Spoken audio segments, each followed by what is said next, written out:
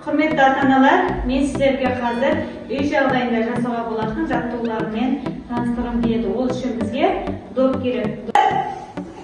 1, 2, 1, 2, 1, 2, 1, 2,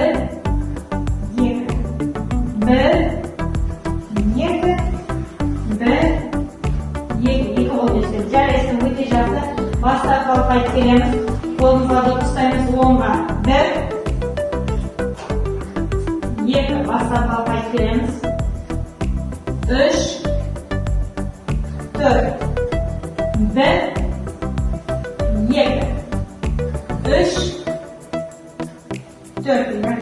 Жоғары көтереміз. 1, 2, түсіреміз. Келесі. 1, көтереміз. 2, түсіреміз. Аяқтың ішіне тұрамыз. 1, 2.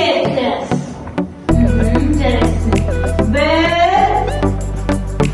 2. Өте жақсы жарайсың да.